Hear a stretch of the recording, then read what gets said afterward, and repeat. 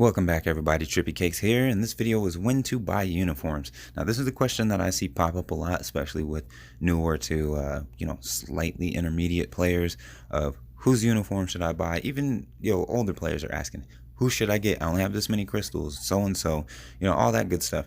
And they don't factor in the next time that this character might even get a uniform, because Netmarble's been doing that a lot, where they'll release a uniform and then the next, update, they got another one out and you're like, what the fuck, man? I just bought this one and ranked it up. So, for starters, you got to look at your characters. How big of an upgrade is it?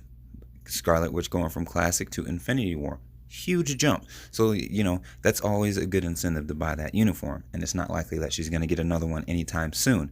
Who knows? Now, when it comes to Thor, he's got a lot of uniforms as is. The older ones had a pretty decent gap in between them. So, it's safe to buy a Thor uniform. It really is. They had Thor Ragnarok, and then there was Infinity War. That was pretty close together. And then, Endgame, that was completely optional. And a lot of these uniforms, you have to figure out if they're optional or not.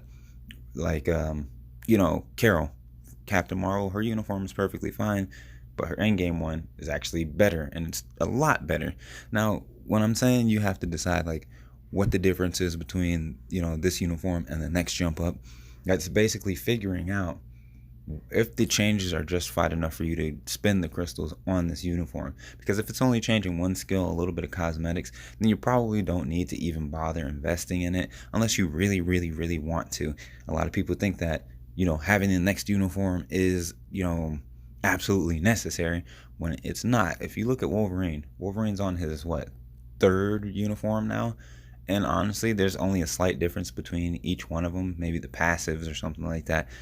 But you can do without those. I've ranked up every Wolverine uniform, and each time I'm like, well, shit, this wasn't much of a change. That kind of sucks. And it's okay to want to get uniforms just because you like how they look. Don't let anybody tell you otherwise. But if you're just trying to be the number one, I don't know, MODOK or Spider-Man or whoever in the game, let me just say you shouldn't do that. Because if you're just trying to go for the number one character, you're going to get overthrown constantly. It is a constant work.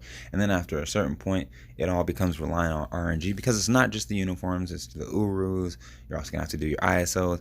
So basically the uniform is to help boost up a character that is already strong. Don't get uniforms thinking, oh, well, now that I got this uniform, my freaking Star-Lord is going to turn into a god. No. Don't think that way. Get out of that mentality. Get out of the mentality of thinking that you need a uniform every single time they drop.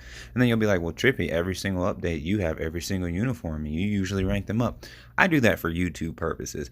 A lot of times, I'm not even really all that interested in the uniform. So I'll just, but like I said, I do it for you guys.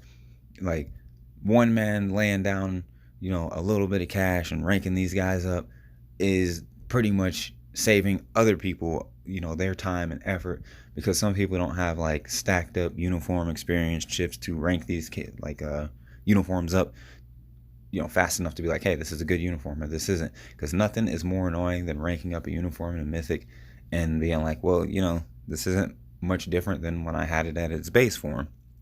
So, like I said, compare and contrast, decide if a character actually even needs a uniform, because Psylocke didn't need a uniform, but everybody went head over heels and bought it. I like to call it the Quicksilver Psylocke. So, like I said, if you don't need it, it's okay not to have it. Don't feel that this is a popularity contest and like, oh, if I don't get the uniform, I'm not going to have, people thinking that I'm awesome, or, just, it's okay. It's cool. I understand people get competitive, but uniforms is not the way that you want to go. You know what I'm saying? So yeah, that's pretty much all there is to uniforms. Slight boosts are just not something you should go for. You should go for it if the character is really going to get an enormous upgrade for you, because eventually that uniform is going to be nerfed once another one starts coming around. Just get uniforms that you were just absolutely crazy over. Like, let me think. I'm trying to think who it was for me where I was just so excited that they got a uniform. Maybe I was excited for Jeans. Not monumentally excited, just kind of excited to see where that would go. Anyway, I digress. And the other thing is, just because there's a uniform sale does not mean that you have to go and buy a shit ton of uniforms, people. Like, to me, the uniform sales are like, they bring the price down to what the price should be originally. Because now these uniforms, their pricing is, it's getting up there. It wasn't before. I think, what is it, like, what, 1050 base, when it used to be like 875, and then you get it on sale for like 650.